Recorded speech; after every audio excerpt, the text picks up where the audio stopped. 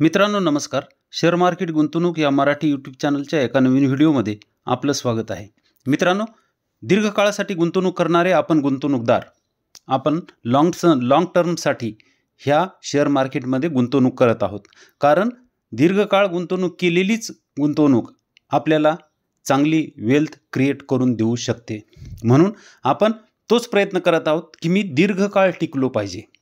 परंतु हे माझ्या डोक्यात पक्क पाहिजे की दीर्घकाळ टिकण्यासाठी माझ्या बुद्धीने हे ठरवलेलंच पाहिजे की मार्केटमध्ये चढ उतार येणार आहेत. मार्केट काय एकदम रॉकेटसारखं वर जाणार नाही. त्यामुळे ते चढ उतार येणार आहेत हे मी ठरवून चाललं पाहिजे.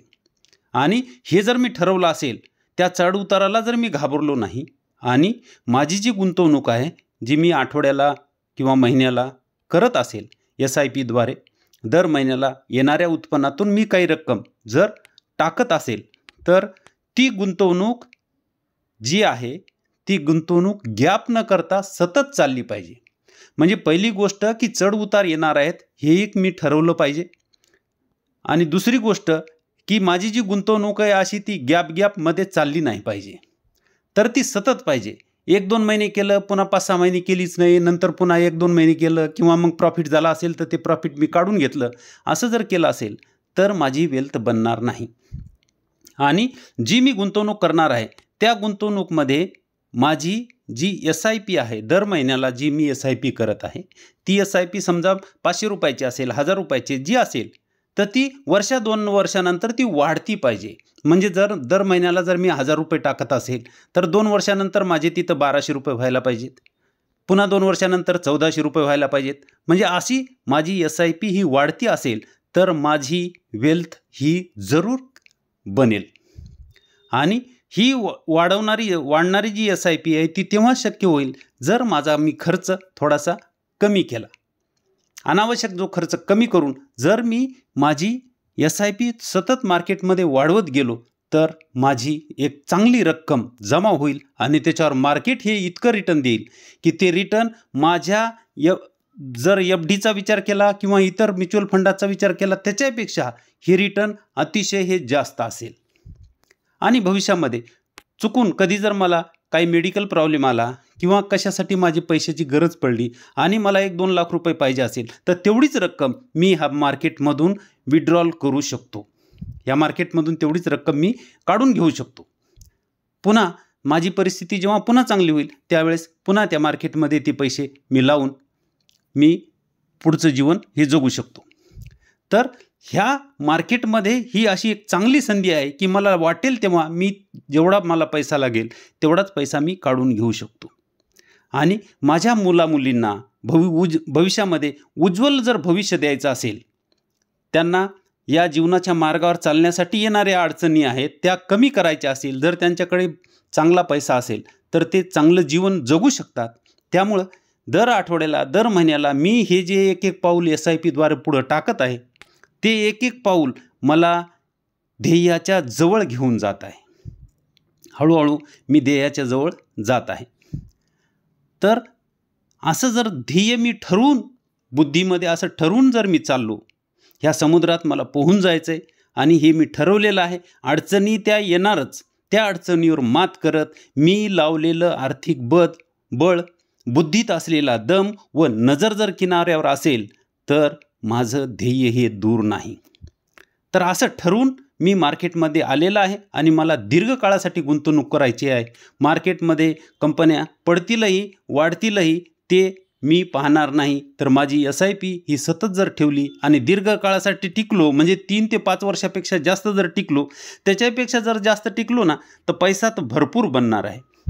तर कसा पैसा बनतो ते एक मी तुम्हाला आज उदाहरण देऊन सांगणार आहे की SRF नावाची कंपनीनं पैसा कसा बनवला मी ते दाखवणार आहे.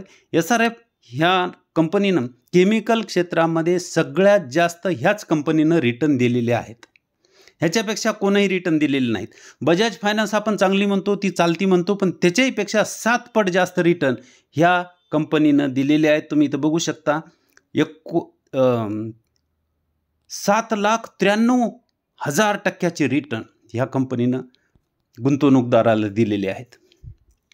बजाज फायनान्सपेक्षा 7 पट जास्त ह्या कंपनीनं रिटर्न बनवून दिलेले आहेत. तर ही कंपनी कशी चालली आणि पैसा कसा निर्माण, ह्या कंपनी ही काय कोणतीही कंपनी अशीच चालते, कोणतीही कंपनी रॉकेटसारखी वर जात नाही. बघा ही कंपनी 2099ला, बजाज फायनान्स तरी 1999ला, तर बजाज फायनान्स तरी 1996ला लिस्ट झाली होती. ही तुम्ही बघू शकता इथं 1999ला लिस्ट झालेली आहे. 30 पैशाला हा शेअर होता, इथं तुम्ही इथं बघू शकता.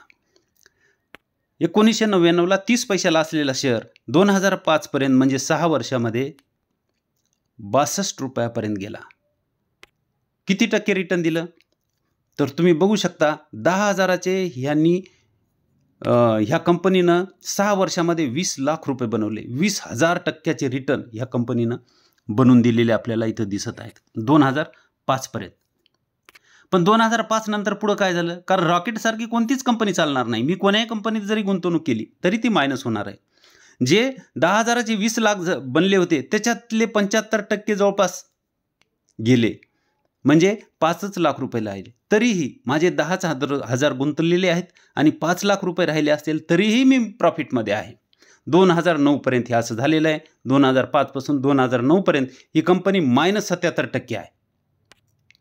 पण 2009च्या नंतर 2009ला ही 12 रुपये 99 पैसे म्हणजे 13 रुपयाला असलेली ही कंपनी 2009च्या नंतर 2010मध्ये म्हणजे जवळपास 1.5 वर्षामध्ये 1.5 वर्षात ह्या कंपनीनं 13 रुपयाचे 76 रुपयापर्यंत गेली. म्हणजे कंपनी चालली नाही म्हणून वाईट झाली होती का? कारण हिनंच तर सगळ्यात जास्त रिटर्न दिलेले आहेत केमिकलमध्ये, आणि ती 13 रुपयाहून 76 रुपयापर्यंत गेली फक्त 1.5 वर्षामध्ये. पुढं 2010, तर इथं बघू शकता 2010 ते 2013 ह्या 3 वर्षामध्ये पुन्हा कंपनी 52% पडली. मग ही कंपनी तेव्हा वाईट झाली का? कंपन्या पडणारच आहेत, लक्षात ठेवा. आणि पडणारी कंपनी जर चांगल्या फंडामेंटलची असेल आणि ती आपल्याला संधी आहे, उलट एकावर एक फ्री. आपण दुकानात गेल्यावर एकावर एक फ्रीची मागणी करतो आणि असेल तर आपण खरेदी करतो, मग इथं का नाही करायची? बघा इथं 52% पडली 2013 पर्यंत. मग 2013ला ह्या कंपनीची प्राईस होती 25 रुपये 71 पैसे म्हणजे जवळपास 26 रुपये. आणि 2013 पासून ही कंपनी 2016 पर्यंत 3 वर्षामध्ये 26 रुपयापासून 381 रुपयापर्यंत गेली. किती पट पैसा झाला बघा. जो थांबतो ना त्यालाच पैसा मिळतो. बरं 2016च्या नंतर पुढे ही कंपनी 2018 पर्यंत पुन्हा 2 वर्ष 17% मायनस. इथं बघू शकता 17% मायनस ही कंपनी आहे. म्हणून ती वाईट झाली का? कंपनी चालली नाही तर ती संधी आहे. चांगल्या कंपन्या आजही केमिकलच्या असो आय टीच्या असो चांगल्या कंपन्या खूप डिस्काउंटवर मिळत आहेत. माझं तेच म्हणणं आहे. माझं जे म्हणणं आहे तुम्हाला 2-3 वर्षानंतर 4 वर्षानंतर पटेल की हा माणूस सांगत होता की ह्या कंपन्या खरेदी करा, ह्या कंपन्याच चांगलं रिटर्न मिळवून देऊ शकतात. तर मार्केट शिकवणारच आहे. मी माझं जरी ऐकलं नाही तर तुम्हाला मार्केट अनुभवातून तुम्ही शिकणारच आहात. मार्केट सगळ्याला शिकवतं आहे, पण ह्याच कंपन्या तुम्हाला चांगला रिटर्न मिळवून देऊ शकतात. तर 17% ही कंपनी मायनस होती 2018 पर्यंत. तुम्ही इथं बघू शकता 17% मायनस आहे 2018 पर्यंत. मग 2018ला ही कंपनी 312 रुपयाला होती. तर तिथून पुढं 2018 ते 2022 म्हणजे 4 वर्षामध्ये ह्या कंपनीनं तुम्ही इथं बघू शकता 2022 पर्यंत ही कंपनी 2700 रुपयापर्यंत गेली. म्हणजे किती रिटर्न मिळाले, किती टक्के रिटर्न दिले बघा. किती होती? 312 रुपयाला होती तर 2700 रुपयापर्यंत गेली. म्हणजे 9 पट रिटर्न ह्या कंपनीने 9 पट पैसा केला. 1 लाखाचे 9 लाख रुपये केले 4च वर्षात. आणि आता जर परिस्थिती पाहिली तर आता परिस्थिती अशी आहे या कंपनीची की मागच्या ऑक्टोबर 2021 पासून इथं बघू शकता आता 16 फेब्रुवारी 2024 इथपर्यंत, म्हणजे ही कंपनी आता जवळपास 2.5 वर्ष झालं. 21 पासून 24 पर्यंत म्हणजे जवळपास 2.5 वर्ष झालं ही कंपनी एकाच जागी फिरत आहे. खाली वर खाली वर खाली वर. म्हणजे आता ही संधी नाही का? किती टक्के? -1% रिटर्न आहे. इथं तुम्ही बघू शकता -1% रिटर्न आहे. 2.5 वर्षापासून ही कंपनी चालत नाही. म्हणजे दर महिन्याला आपण जी गुंतवणूक करणार आहे ती थोडी थोडी गुंतवणूक आपण इथं जर करत गेलो तर आपला पैसा बनणार नाही का? अशी थोडी थोडी गुंतवणूक आपण जिथं जिथं ती खाली आलेली आहे तिथं आपली थोडी थोडी गुंतवणूक जर झाली जी असेल ती, तर आपला पैसा बनणार नाही का? निश्चित आपला पैसा बनू शकतो. त्यामुळं माझं असं म्हणणं आहे की अशा ज्या कंपन्या आहेत, सध्या तुमच्याकडे जर चांगल्या कंपन्या नसतील आणि तुम्ही चुकीनं दुसऱ्या कंपन्या घेतल्या असतील ज्याचे की CAGR फंडामेंटल चांगले नसतील, तर त्या कंपन्या लॉसमध्ये विकूनसुद्धा ह्या कंपन्या घ्यायला परवडतात. म्हणजे तुम्ही मालगाडीमध्ये बसले असाल तर एक्सप्रेस गाडी तुम्हाला मिळते, तर तुम्ही त्याच्यातून उतरून एक्सप्रेस गाडीमध्ये बसू शकता. ही गाडी तुम्हाला तुमचा लॉस लवकर कव्हर करून देईल. आणि बघा हिचे CAGR जर पाहिले तर हिचे CAGR आहे 10 वर्षाचे 49%, 5 वर्षाचे 40%, 3 वर्षाचे 28%. 2.5 वर्ष न चालून सुद्धा हे CAGR आपल्याला इथं दिसत आहे. जर ती चालली असती तर हे CAGR अजून काही दुसरे दिसले असते. त्यामुळं कंपनी चांगली आहे आणि सध्या आपल्याला ही स्वस्तामध्ये मिळत आहे. 2.5 वर्षापासून चालली नाही, तर तुम्ही बघू शकता ही कंपनी कशी चालते बघा. हा तिचा इथं सपोर्ट होता खाली, त्याच्यानंतर थोडा वर गेला, त्याच्यानंतर वर गेलेला आहे. पुन्हा तिथं खाली सपोर्ट घेतला, त्याच्यानंतर वर गेला, त्याच्यानंतर इथं पुन्हा वर गेलेला सपोर्ट.